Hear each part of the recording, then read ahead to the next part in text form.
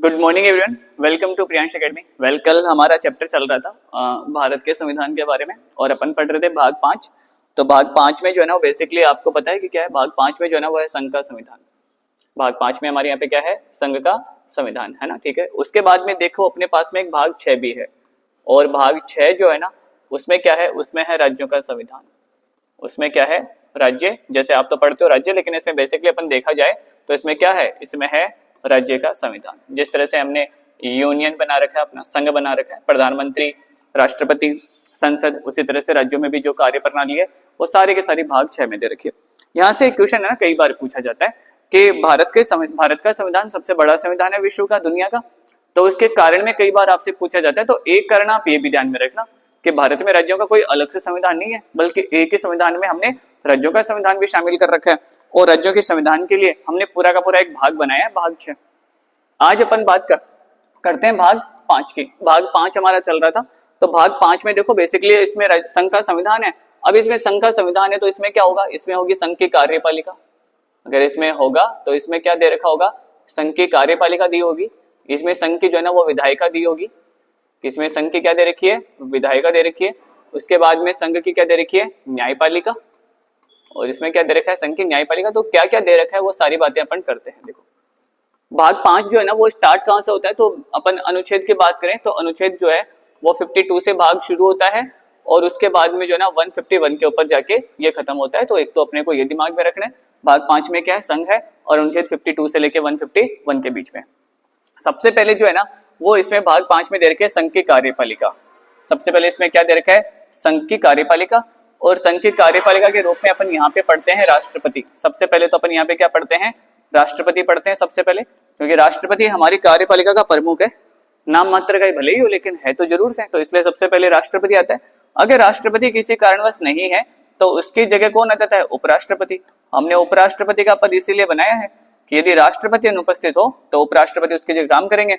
और राष्ट्रपति की सहायता के लिए क्या होगी, एक मंत्री परिषद होगी। राष्ट्रपति की सहायता के लिए कौन होगा, एक मंत्री परिषद। किसके लिए होगी, राष्ट्रपति की को सलाह देने के लिए, और या कह सकते हो सहायता करने के लिए क्या होगी, एक मंत्री परिषद। तो हम कह सकते हैं सर मंत्री परिषद जो है वो किस में आज शामिल है, कार्यपालिका में। कि मंत्री परिषद किसके रूप में काम करती है, कार्यपालिका के रूप में काम करती है।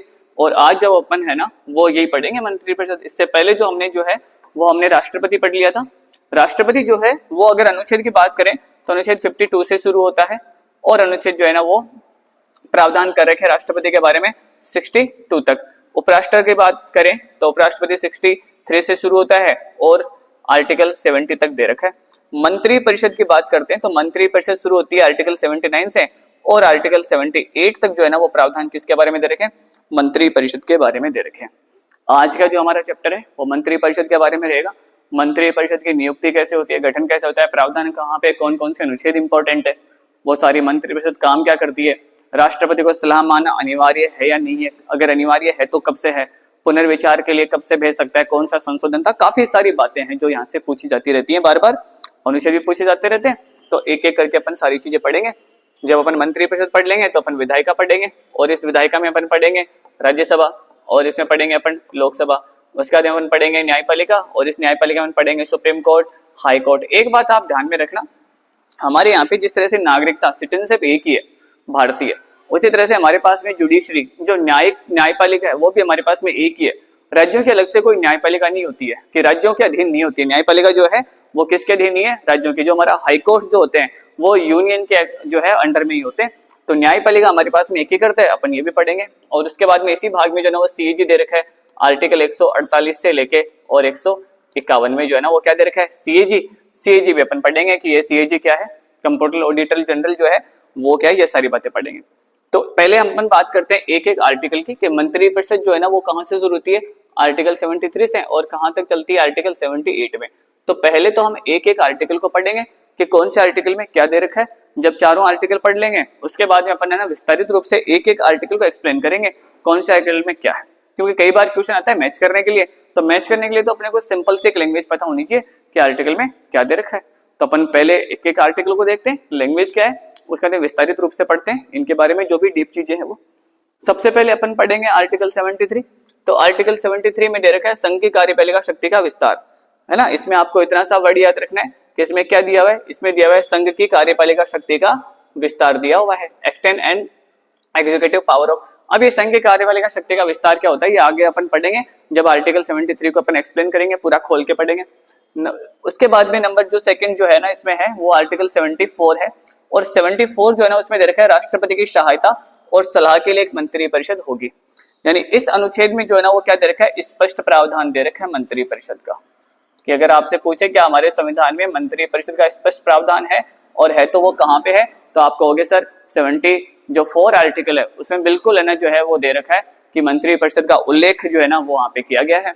और उसके बाद में दे रखा है कि नियुक्ति व गठन, मंत्री परिषद की नियुक्ति कैसे होगी। अच्छा, जब भी मंत्री परिषद पर शब्द यूज करते हैं तो इसमें आप उसमें पीएम को ऑटोमेटिकली यूज करना, मंत्री परिषद प्रधानमंत्री सहित, इसको ऐसे पढ़ा जाता है ना, मंत्री परिषद प्रधानमंत्री सहित।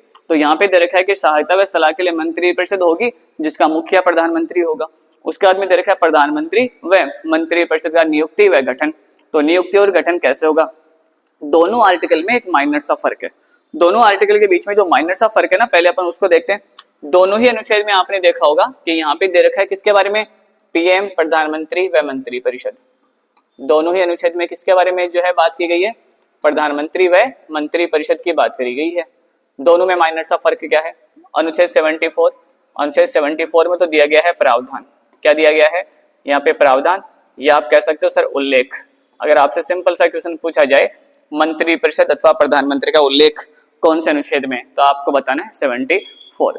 अगर आपसे दूसरा इसी में पूछा जाए नियुक्ति व गठन, आपसे 3 वर्ड यहाँ पे पूछे जा सकते हैं, मंत्री परिषद की नियुक्ति, मंत्री परिषद की संरचना या मंत्री परिषद का गठन।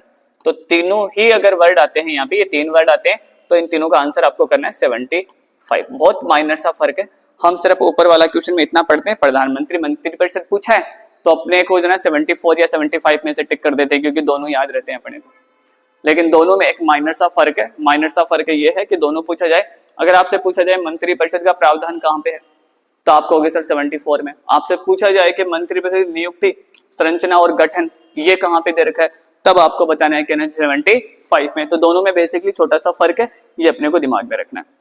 उसके बाद में अपन आगे चलते हैं, तो ये अपन ने आर्टिकल 73 क्लियर किया कि इसमें शक्ति का विस्तार है, और आर्टिकल 74, 75 में मंत्री परिषद जो है स्पष्ट प्रावधान दे रखा है और नियुक्ति दे रखी है। उसके बाद में 2 छोटे छोटे से आर्टिकल और है जो राष्ट्रपति से संबंधित, मंत्री परिषद से संबंधित है, वो है एक तो 77 और एक है 78। 77 में दे रखा है सरकार का कार्य संचालन, 77 में दे रखा है सरकार का कार्य संचालन। अच्छा, ये हिंदी में तो फिर भी ठीक है, लेकिन इसका इंग्लिश आपको याद रखना है, ठीक है, बिजनेस ऑफ इंडियन गवर्नमेंट, आपको ये याद रखना है। यहाँ पे इंग्लिश में इसको क्या दे रखा है, business of the government of India, ठीक है, द गवर्नमेंट ऑफ इंडिया दे रखा है। अब कई बार इसका हिंदी जब अपन करते हैं तो इसको और बिजनेस को सीधा सीधा सा यहाँ पे कर देते हैं व्यापार, यहाँ पे बिजनेस को क्या लिख देते हैं, व्यापार। तो ये आपको याद रखना है कि सरकार के ना सभी के सभी जो व्यापार होंगे, कार्य संचालन होंगे, वो किसके नाम से होंगे, वो होंगे राष्ट्रपति के नाम से। किसके नाम से होंगे, राष्ट्रपति के नाम से। यदि हम किसी दूसरे देश के साथ में समझौता करते हैं, राष्ट्रपति के नाम से होगा। कोई भी संधि, कोई भी समझौते, जितने भी काम होंगे देश के अंदर या देश के बाहर, वो सबके सब किसके नाम से होंगे, राष्ट्रपति के नाम से होंगे। तो यहाँ पे दे रखा है सरकार का कार्य संचालन किसके नाम से होगा, राष्ट्रपति के नाम से होगा। अनुच्छेद 78 में दे रखा है पीएम के कर्तव्य, अनुच्छेद 78 में क्या दे रखा है, पीएम के कर्तव्य। तो प्रधानमंत्री का ये कर्तव्य होगा कि वो सूचना देगा राष्ट्रपति को, कि वो क्या देगा, सूचना देगा। अगर आवश्यक हो तो राष्ट्रपति उससे क्या मांग सकता है, जानकारी मांग सकता है ना। और एक और जो है ना वो है प्रस्तावों के ऊपर चर्चा, और एक तीसरी बात यहाँ पे क्या है, प्रस्ताव पर चर्चा। तो ये 3 काम जो है ना वो प्रधानमंत्री को दिए गए हैं कि यदि मान लो, क्योंकि सारे के सारे काम राष्ट्रपति किसके कहने से करता है, मंत्री परिषद के कहने से करता है। और आपका आर्टिकल 77 से कह रहा है कि सारे जितने भी काम होंगे वो है ना क्या माने जाएंगे, कि राष्ट्रपति ने करे हैं। अब अगर राष्ट्रपति ने कोई काम किया है तो उसको पता तो होना चाहिए, तो वो सूचना तो मांग ही सकता है। इसलिए यहाँ पे आर्टिकल 78 में दे रखे हैं प्रधानमंत्री का कर्तव्य, राष्ट्रपति का अधिकार। राष्ट्रपति का यह अधिकार है कि वो है ना संसद के बारे में कोई भी जानकारी प्रधानमंत्री से मांग सकता है। हाँ, ये जरूर है कि ऐसा है ना जो है प्रैक्टिकली नहीं होता।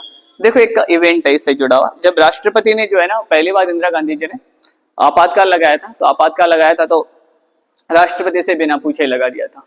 अब राष्ट्रपति सर ने ना उस टाइम पे फोन किया इंदिरा जी को, और इंदिरा जी को फोन करके बोला कि मैंने सुना है कि आपने आपातकाल लगा दिया। तो इंदिरा जी का जवाब ये था कि मेरे पास में इतना टाइम नहीं है कि मैं आपको एक्सप्लेन कर सकूं, सुबह न्यूज़पेपर में पढ़ लेना। तो हकीकत में तो ये होता है, लेकिन हाँ यहाँ पे दे जरूर रखा है, ठीक है। तो ये अपने 77 और 78 आर्टिकल यहाँ पे क्लियर कर लिए, इसमें कुछ और पढ़ने के लिए है नहीं। और अब अपन चलते हैं एक एक जो है ना आर्टिकल के ऊपर। तो स्टार्ट करते हैं 73 से, इसमें पूरा विस्तार रूप से पढ़ेंगे अपन। देखो इसमें दे रखा है संघ की कार्यपालिका शक्ति का विस्तार। अब ये विस्तार का मतलब क्या है और राष्ट्रपति को क्या आवश्यकता पड़ेगी कि वो कार्यपालिका शक्ति का विस्तार करेगा। तो थोड़ा सा पीछे चलते हैं, अनुच्छेद 52, इसमें जो है ना वो हमारे पास में क्या है, राष्ट्रपति है। इसमें क्या है, राष्ट्रपति। और अपन बात करते हैं अनुच्छेद 53 की। तो 53 में जो है ना वो लिखा हुआ है कार्यपालिका शक्ति राष्ट्रपति में होगी। कार्यपालिका शक्ति राष्ट्रपति में निहित है। किसमें निहित है, कार्यपालिका शक्ति राष्ट्रपति में निहित है। तो इसमें दे रखा है कार्यपालिका शक्ति राष्ट्रपति में निहित है, यानी जितने भी काम करेगा कार्यपालिका के वो कौन करेगा, राष्ट्रपति। फिर राष्ट्रपति ने पूरा चैप्टर पढ़ा तो उसको पता चला मेरे पास में तो बहुत सारे काम है कि मेरे को आपातकाल में ही लगाना है, मेरे को विधेयकों के ऊपर पूर्वानुमति देनी है, अंतिम सहमति देनी है, लोगों को माफ करने का काम भी है, क्षमादान की शक्तियां भी है ना, कार्यपालिका शक्तियां भी है, विधायी शक्तियां भी है, न्यायपालिका की कुछ शक्तियां भी जो है ना वो दे रखी है, नियुक्तियां भी करनी है, बहुत सारे काम है ना।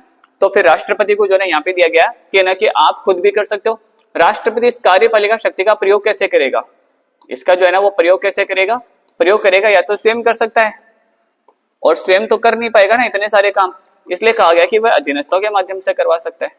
किसके माध्यम से करा सकता है, अधीनस्थ के माध्यम से करा सकता है। समस्त कार्य, वापस से एक बार देखेंगे, अनुच्छेद 53 में ऐसे कह रहा है कि समस्त कार्यपालिका शक्ति राष्ट्रपति में निहित होगी। राष्ट्रपति इसका प्रयोग स्वयं कर सकता है और अधीनस्थों के माध्यम से करा सकता है। जब राष्ट्रपति ने पूरे अपने काम पढ़े तो राष्ट्रपति को पता चला कि बहुत सारे काम है, इसलिए यहाँ पे जो वर्ड दिया था अधीनस्थ, यहाँ पे जो वर्ड दिया था ना अधीनस्थ, इसका राष्ट्रपति ने प्रयोग किया फिर कि हम क्या कर सकते हैं, सबऑर्डिनेट यूज कर सकते हैं। तो राष्ट्रपति ने क्या किया, अपनी कार्यपालिका शक्ति का विस्तार किया। राष्ट्रपति क्या करता है, अपनी कार्यपालिका शक्ति का विस्तार करता है, और विस्तार करके और आर्टिकल 74 में ना जो है वो क्या करता है, मंत्री परिषद आ जाती है। यहाँ पे आर्टिकल 74 में क्या जाती है, मंत्री परिषद। इसलिए राष्ट्रपति ने क्या बनाई, मंत्री परिषद बनाई, ताकि वो अपनी कार्यपालिका शक्ति का क्या कर सके, प्रयोग कर सके, और उसको एडवाइस देने के लिए क्या हो सके, है ना, कोई तो लोग हो सके। ठीक है, तो यहाँ पे आपको समझ में आया कि राष्ट्रपति की कार्यपालिका शक्ति का विस्तार क्या दे रखा है और ये क्यों दे रखा है। नेक्स्ट बात करते हैं, सहायता व सलाह के लिए मंत्री परिषद होगी। ये लिखा हुआ है अनुच्छेद 74 में, राष्ट्रपति की सहायता व सलाह के लिए एक मंत्री परिषद होगी। यहाँ से क्वेश्चन ये पूछा जाता है कि ये सलाह मानना अनिवार्य है क्या, कि क्या राष्ट्रपति के लिए सलाह मानना अनिवार्य है। तो इसको अपन 3 फेज में पढ़ेंगे। 3 फेज में ये पढ़ेंगे, एक तो पढ़ेंगे मूल संविधान, कि क्या मूल संविधान में क्या प्रावधान था। दूसरी बात जो है ना वो यहाँ पे है कि एक संशोधन किया था इंदिरा गांधी ने, 42वां संविधान संशोधन 1976 76, और एक और तीसरा संशोधन इसमें हुआ था, जो चेंज हुआ था वो हुआ था 44 अमेंडमेंट 1978। तो ये 3 फेज हैं जिसमें राष्ट्रपति को जो सलाह मिलती है मंत्री परिषद से उसको मानना अनिवार्य है या नहीं है, जिसके बारे में उल्लेख या प्रावधान किया गया है। तो देखो मूल संविधान जो है ना उसमें कोई प्रावधान नहीं था, यानी कि यहाँ पे कह सकते हैं सलाह मानना अनिवार्य नहीं। यहाँ पे जो है ना वो क्या था, सलाह मानना अनिवार्य नहीं था। मूल संविधान में ऐसा कुछ लिखा हुआ ही नहीं था, तो यहाँ पे सलाह मानना अनिवार्य नहीं था। उसके बाद में इंदिरा गांधी जी आती है, और इंदिरा गांधी जी ने जो है चेंज किया, और वो किया कि यस सलाह मानना क्या है, अनिवार्य है। सलाह मानना राष्ट्रपति के लिए क्या हो जाएगा, अनिवार्य। इट्स मीन कि अगर काउंसिल ऑफ मिनिस्टर्स कोई भी एडवाइस अगर प्रेसिडेंट को देती है तो प्रेसिडेंट को मानना क्या है, जरूरी है। फिर उसके बाद में क्या होती है कि इंदिरा गांधी जी की सरकार चली जाती है, और यहाँ पे जनता दल की सरकार बनती है पहली बार, और इस जनता दल ने आते ही जो है ना वो चेंज किया और कहा कि नहीं, मानना अनिवार्य नहीं है, एक बार पुनर्विचार के लिए भेज सकते हैं। क्या कर सकते हैं, राष्ट्रपति एक बार पुनर्विचार के लिए भेज सकते हैं। तो आपको अभी याद रखना है कि वर्तमान में क्या स्टेटस है। तो प्रेजेंट टाइम में स्टेटस ये है कि राष्ट्रपति के लिए सलाह मानना अनिवार्य तो है, लेकिन कब, जब वो एक बार पुनर्विचार के लिए भेज सकता है। राष्ट्रपति क्या कर सकता है, एक बार पुनर्विचार के लिए भेज सकता है। पुनर्विचार के बाद में आई हुई सलाह को मानना अनिवार्य है। अगर पहली बार कोई सलाह मिलती है तो मानना अनिवार्य नहीं है।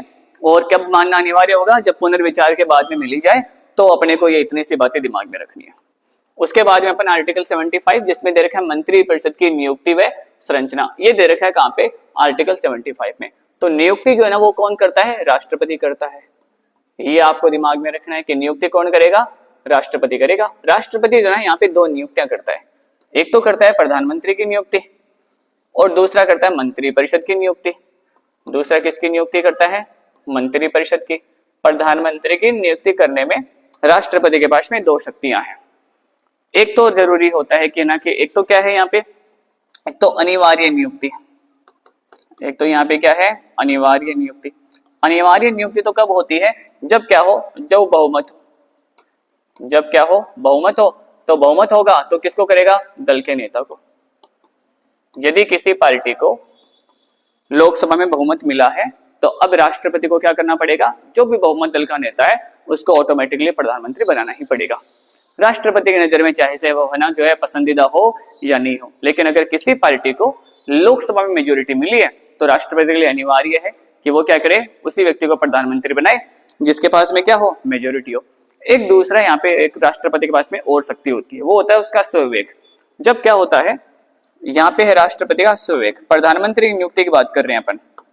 स्वविवेक, स्वविवेक कब होता है, यहाँ पे तो दे रखा है बहुमत और यहाँ पे दे रखा है जब खंडित बहुमत हो, किसी भी पार्टी के पास में क्या नहीं हो, बहुमत नहीं हो। यदि किसी भी पार्टी के पास में बहुमत नहीं है तो अब राष्ट्रपति के पास में अपना स्वविवेक होगा, अपनी मर्जी होगी कि वो किसी को भी क्या बना सकते हैं, प्रधानमंत्री बना सकते हैं। अब यहाँ पे ये जरूरी नहीं है कि जिस पार्टी के पास में ज्यादा सीटें हो उसी को बनाए।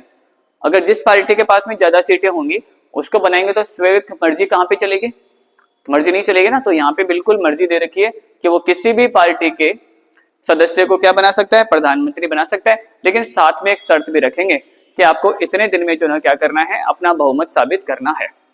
ठीक है, तो ये अपने दिमाग में रखना कि प्रधानमंत्री की नियुक्ति दो तरीके से होती है। एक तो अनिवार्य नियुक्ति, बहुमत दल के नेता को करना पड़ेगा। एक होता है राष्ट्रपति की मर्जी, जिसको अपन बोलते हैं स्वविवेक। स्वविवेक कब लागू होता है, जब खंडित जनादेश हो, किसी भी पार्टी के पास में क्या नहीं हो, स्पष्ट बहुमत नहीं हो, तब ये राष्ट्रपति की मर्जी है कि वो किसी को भी क्या बना सकता है, प्रधानमंत्री बना सकता है। नेक्स्ट जो नियुक्ति होती है वो होती है मंत्री परिषद की, और यहाँ पे राष्ट्रपति का स्वविवेक नहीं होता है। यहाँ पे सिर्फ इतना सा होता है, प्रधानमंत्री की सलाह। यहाँ पे क्या होता है, पीएम की सलाह है, और यहाँ पे तो पीएम की सलाह मानना क्या होता है, अनिवार्य ही होता है। तो यहाँ पे प्रधानमंत्री की सलाह से ना नियुक्ति होती है। अब आपसे अगर पूछा जाए कि नियुक्तियां, मंत्रियों की नियुक्ति कौन करता है, तो आप कहोगे राष्ट्रपति। मंत्री को हटाने का काम भी कौन करता है, राष्ट्रपति करता है। ठीक है, तो ये अपने दिमाग में रखना। अब अपन पढ़ते हैं आर्टिकल 75 को। इसमें बहुत सारी बातें दे रखी है और ये बहुत इंपॉर्टेंट भी है एग्जाम के लिए। यहाँ से बहुत सारे क्वेश्चंस जो है ना वो पूछे जाते रहते हैं। सबसे पहले अपन ने बात करी नियुक्ति की, कि नियुक्ति कौन करेगा, प्रधानमंत्री नियुक्ति करे, जो है नियुक्ति कौन करेगा, राष्ट्रपति नियुक्ति करेगा। और इस नियुक्ति में जो है ना नियुक्ति कहाँ पे दे रखी है, आर्टिकल 75 के क्लोज 1 में। तो यहाँ पे क्लोज कई बार मैच करने के लिए देते हैं, तो आपको क्लोजेज भी यहाँ पे याद रखने। फिर चित्र का 1 इसमें दे रखे है नियुक्ति, नियुक्ति के साथ में दे रखे इसमें संख्या, कि मंत्री परिषद की संख्या कितनी होगी। तो देखो मंत्री परिषद की संख्या कितनी होगी, है ना, सबसे इस पे बात करते हैं। मंत्री परिषद की संख्या, ये काफी इंपॉर्टेंट है और इसके ऊपर बहुत बार जो है ना वो क्वेश्चन पूछा भी गया है।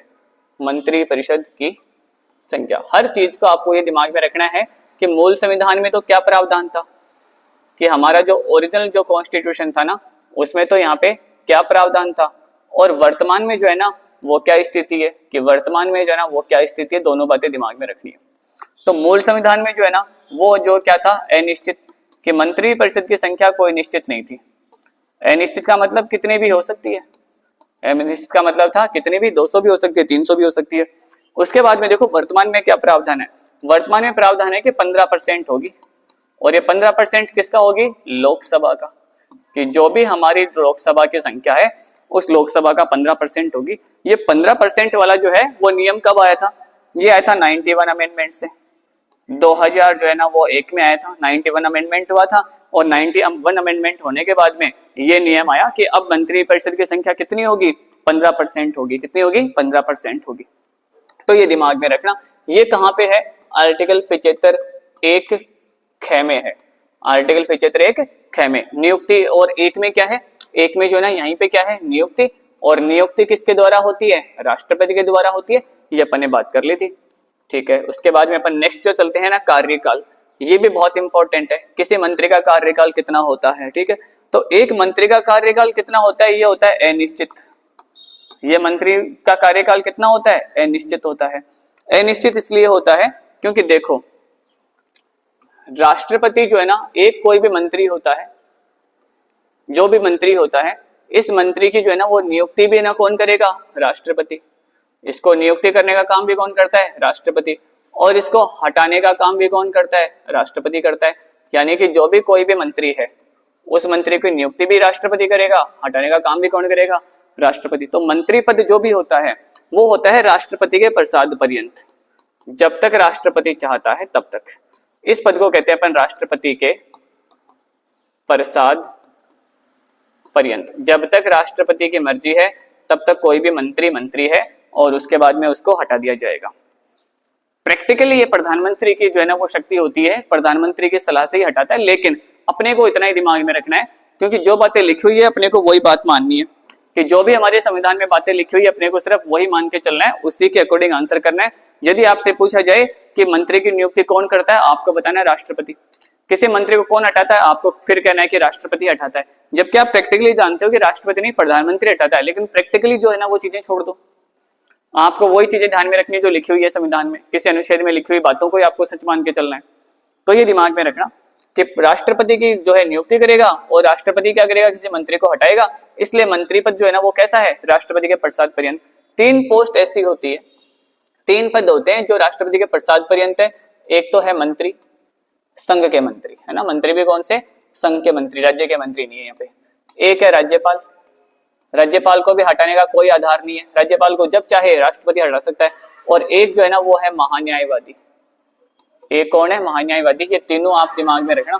यहाँ पे चौथा ऑप्शन देते हैं CAG, और वो होता है इनकरेक्ट। अगर आपसे पूछा जाए कौन सा जो है ना प्रसाद पर्यंत पद नहीं है, तो ध्यान में रखना कौन सा नहीं है, CAG का नहीं है ना। CAG तो अपनी मर्जी से आते हैं, मर्जी से जाते हैं, तो उनको हटाने का तरीका जो है ना वो क्या है, बिल्कुल अलग है ना। मंत्री, राज्यपाल और महान्यायवादी ये प्रसाद पर्यंत पोस्ट होती है। प्रसाद पर्यंत पोस्ट वो होती है जिनको हटाने का कोई आधार नहीं है, बिना एक कॉल से ही जो है ना वो राष्ट्रपति उनको क्या कर सकता है, हटा सकता है। कोई आधार नहीं है, उनकी कोई गलती नहीं होती है, बिना किसी गलती के भी किसी को क्या कर दिया जाता है, हटा दिया जा सकता है। तो ये दिमाग में रखना थोड़ी सी बातें। उसके बाद में अपन बात करते हैं ये कार्यकाल इनका कहाँ पे है, तो कार्यकाल इनका जो रखा है आर्टिकल 75 के क्लोज 2 में। और कार्यकाल क्या है मंत्री का, अनिश्चित है, राष्ट्रपति के प्रसाद पर्यंत है। उसके बाद बात करते हैं अपन सामूहिक उत्तरदायित्व। इसके बारे में बात करेंगे अपन उत्तरदायित्व की। सामूहिक उत्तरदायित्व क्या है, तो देखो ये उत्तरदायित्व भी अपने को 2 तरह से पढ़ना है। ये उत्तरदायित्व भी अपने को 2 तरीके से पढ़ना है, और दोनों तरीके से यहाँ पे क्वेश्चन आते हैं। इसलिए मैंने कहा था पहले अपन एक एक आर्टिकल को पढ़ेंगे, उन बाद में उन आर्टिकल में डीप चीजें क्या है अपन वो भी डिस्कस करेंगे। तो ये उत्तरदायित्व जो है ना वो 2 तरीके का होता है।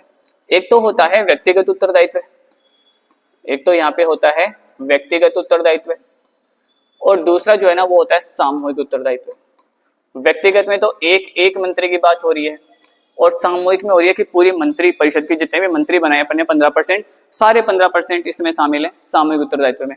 व्यक्तिगत उत्तरदायित्व जो होता है, रिस्पॉन्सिबिलिटी होती है, वो होती है राष्ट्रपति के प्रति। वो किसके प्रति होती है, राष्ट्रपति के प्रति होती है, क्योंकि राष्ट्रपति कभी भी हटा सकता है, कि एक मंत्री को राष्ट्रपति कभी भी हटा सकता है, पूरी मंत्री परिषद को नहीं। एक मंत्री को, 2 मंत्री को, 3 मंत्री को, 5 मंत्री को, अच्छा हटाने के बाद में दूसरे बना लेगा, हटाने के बाद में क्या हो जाएंगे, दूसरे बन जाएंगे। लेकिन ये 15% वाला खेल चलता ही रहेगा कि राष्ट्रपति किसी मंत्री को हटा सकता है, दूसरा बन देगा, किसी मंत्री को हटा सकता है, दूसरा बन देगा। पूरी मंत्री परिषद को राष्ट्रपति नहीं खत्म कर सकता है ना। देखो उसी को अपन बोलते हैं सामूहिक उत्तरदायित्व। सामूहिक उत्तरदायित्व जो होता है वो किसके प्रति होता है, लोकसभा के प्रति। किसके प्रति होता है, लोकसभा के प्रति होता है, क्योंकि सरकार कहां से बनती है, लोकसभा से बनती है। हमारी सरकार कहां से बनती है, लोकसभा से। मोदी जी को बहुमत मिला है लोकसभा में, इसलिए मोदी जी भी क्या है, सत्ता में है। मोदी जी क्या है, सत्ता में। अब मोदी जी कितने दिन तक सत्ता में है, मोदी जी की जो मंत्री परिषद है, मोदी जी की जो कैबिनेट है, वो कितने दिन तक रहेगी, उतने दिन तक रहेगी जब तक मोदी जी को लोकसभा में विश्वास प्राप्त हो। जब तक मोदी जी को क्या होगा, लोकसभा में विश्वास प्राप्त हो। और एक मंत्री कितने दिन तक मंत्री रह सकता है, जब तक राष्ट्रपति को विश्वास हो उसके ऊपर, जब तक किसको हो, राष्ट्रपति को। लेकिन पूरी की पूरी मंत्री परिषद कब तक रहेगी, जब तक लोकसभा को विश्वास हो। तो यहाँ पे ये थोड़ा सा फर्क है उत्तरदायित्व में। सामूहिक उत्तरदायित्व कहाँ पे दे रखा है, आर्टिकल 75 के क्लोज 3 में, बहुत इंपॉर्टेंट है ना। काफी बार ये क्वेश्चन पूछा जाता है, और आपको आगे वाले जो है ना 6 महीने में कोई एग्जाम होगा तो वहां पे मैं आपको दिखा भी दूंगा, यहीं से स्क्रीनशॉट लेके कि देखो ये अपन ने डिस्कस किया था और ये क्वेश्चन भी पूछा गया है ना। तो ये दिमाग में रखना। उसके बाद में अपन आगे चलते हैं। तो ये अपन ने नियुक्ति पढ़ ली, प्रधानमंत्री की नियुक्ति भी पढ़ ली, कार्यकाल भी पढ़ लिया, सामूहिक उत्तरदायित्व पढ़ लिया, शपथ, शपथ जो है ना इसमें कुछ ज्यादा खास याद नहीं रखना, ये अनुसूची 3 में है। जो शपथ जो है ना वो कहाँ पे है, ये जो अपने पास में अनुसूची है, अनुसूची 3 में इनके बारे में शपथ दे रखी है। उसके बाद में दे रखी है शर्तें, तो शर्तों में ये दे रखा है संसद का सदस्य होना चाहिए, कि कोई भी मंत्री अगर बनता है तो वो कहाँ का सदस्य हो, संसद का। और संसद का मतलब है यहाँ पे लोकसभा का भी हो सकता है और राज्यसभा का भी हो सकता है। वो क्या हो, संसद का सदस्य होना चाहिए। क्या होना चाहिए, सदस्य होना चाहिए संसद का। अगर वो सदस्य नहीं है तो कितने दिन में, फिर ये शर्त है कि 6 माह में बन जाओ। अगर वो अभी नहीं है तो कोई बात नहीं है। अगर मान लो कि मंत्री जी मेरे को, अगर मान लो मोदी जी मंत्री बनाना चाहिए, राष्ट्रपति सर, अगर मान लो कि मेरे को जो है ना वो द्रौपदी मुर्मू जी हमारी महोदय जो है ना वो अपने को मेरे को राष्ट्र बनाना चाहिए मंत्री, तो क्या वो मेरे को मंत्री बना सकती है बिना चुनाव लड़े? बिना चुनाव लड़े मेरे को मंत्री बना सकती है अभी की अभी, 6 महीने के लिए। कितने दिन के लिए? 6 महीने के लिए। और बाद में कहेंगे कि देख प्रियांश मंत्री बना दिया है, लेकिन अब तेरे को जो है क्या करनी पड़ेगी, एक शर्त ना जो है वो फुलफिल करनी पड़ेगी। और शर्त ये कि तेरे को राज्यसभा या लोकसभा में से कहीं से भी ना इनका सदस्य होना चाहिए। अगर नहीं बन पाया 6 महीने बाद में घर पे वापस, ठीक है, वापस वही वीडियो बनाना, है ना। तो ये है ना जो है 6 महीने तक जो है ना वो क्या है, फैसिलिटी दे रखी है। उसके बाद वेतन, ये अपने को डिस्कस करने की आवश्यकता नहीं है। तो ये सारी बातें जो थी ना वो किसके बारे में थी, मंत्री परिषद के बारे में थी। आर्टिकल 75 बहुत इंपॉर्टेंट है, आर्टिकल 74 सलाह वाला इंपॉर्टेंट है। उसके बाद में 2 आर्टिकल और बच गए जिनको अपने को डिस्कस करना है। इनको अपन ने पहले भी बात कर ली थी इन पे। तो एक जो है ना उसके बाद में आर्टिकल आ जाता है 76, इसमें दे रखा है महान्यायवादी। इसमें क्या दे रखा है, महान्यायवादी। ये अपन बाद में डिस्कस करेंगे, ये मंत्रिपरिषद से थोड़ा सा बाहर है, इसलिए अपन इसको क्या करेंगे, बाद में डिस्कस करेंगे। और उसके बाद में सरकार का कार्य संचालन, उसके बाद में क्या है, सरकार का, business of government of India, सरकार का कार्य संचालन। तो इसके बारे में 2 आर्टिकल दे रखे हैं। एक तो दे रखा है 77, और इस 77 में दे रखा है राष्ट्रपति के नाम से होंगे सारे के सारे काम। किसके नाम से होंगे, राष्ट्रपति के नाम से होंगे सारे काम। इसमें और कुछ नहीं दे रखा कि राष्ट्रपति के नाम से ही सारे काम होंगे। और इधर जो है एक आर्टिकल दे रखा है 78 जो है ना वो थोड़ा सा इंपॉर्टेंट आर्टिकल, दिमाग में रखना। 78 में 3 बातें हैं। एक तो दे रखा है प्रधानमंत्री का कर्तव्य, कि हमारी जो प्रधानमंत्री सर है उनका कर्तव्य है सूचना देना। उनका क्या कर्तव्य है, सूचना देना सदन के बारे में। किसको, राष्ट्रपति को, कि वो राष्ट्रपति को सूचना देंगे, क्योंकि सारे काम राष्ट्रपति के नाम से हो रहे हैं, तो उनको पता तो चले मेरे नाम से क्या क्या कांड कर रहे हो तुम लोग, है ना। तो इसलिए जो है ना वो प्रधानमंत्री का कर्तव्य है कि वो क्या देगा, सूचना। इसमें जो है वो क्या दे रखा है, राष्ट्रपति का अधिकार भी दे रखा है। क्या दे रखा है यहाँ पे, राष्ट्रपति का अधिकार। यानी कि आप कह सकते हो सर हमारे राष्ट्रपति के पास में क्या है, राइट है। किस चीज का राइट है, जानकारी लेने का। संसद में क्या चल रहा है इस बात की जानकारी दो, जो भी संसद में चल रहा है उसकी क्या लेना, जानकारी लेना। तीसरा है यहाँ पे कि चर्चा करवाना, मंत्रिपरिषद के समक्ष चर्चा कराना। मंत्रिपरिषद के समक्ष क्या है, मैं एक बार लिख लूं फिर अपन बताते हैं। मंत्रिपरिषद के समक्ष चर्चा करना। मंत्रिपरिषद के समक्ष चर्चा करने का मतलब ये है कि राष्ट्रपति सारे काम किसके कहने से करेगा, मंत्रिपरिषद की सलाह से करेगा। तो राष्ट्रपति को पता तो होना चाहिए कि मंत्रिपरिषद ने चर्चा करी या नहीं करी है, या सिर्फ प्रधानमंत्री ने ये बोल दिया। इसलिए अगर राष्ट्रपति को आवश्यक लगे तो वो क्या कर सकते हैं, किसी भी प्रस्ताव को मंत्रिपरिषद के सामने रखवा सकता है चर्चा करने के लिए, कि आप सब लोग डिस्कस कर लो, आपने सबने डिस्कस किया नहीं किया है, या फिर किसी एक मंत्री का ही कहना है ये। जैसे मान लो कि हमारे माननीय रक्षा मंत्री जी जो है ना वो कुछ कह देते हैं कि मेरे को ये ड्रोन या मेरे को ये मिसाइल या मंगवाना है, और मंत्रिपरिषद ने चर्चा ही नहीं करी, तो राष्ट्रपति को साइन तो करने पड़ेंगे। राष्ट्रपति साइन करने से पहले कहेंगे क्या आपने मंत्रिपरिषद से डिस्कस किया मैटर, वो कहेंगे कि नहीं किया सर, तो नहीं किया तो फिर वो कहेंगे कि करके लाओ पहले पूरी की पूरी जो अपने काउंसिल मिनिस्टर्स है उनसे भी क्या करो, डिस्कस करो। तो ये 3 जो है ना वो यहाँ पे चीजें दे रखी है, किसके बारे में, राष्ट्रपति के बारे में दे रखी है। ये हमारी मंत्रिपरिषद यहाँ पे कंप्लीट होती है। ठीक है, नेक्स्ट सेशन में मिलते हैं, अपन विधायिका को स्टार्ट करेंगे और आर्टिकल अपन 79 से स्टार्ट करेंगे विधायिका को। तब तक के लिए thank you, all the best, पढ़ते रहिए, खुश रहिए।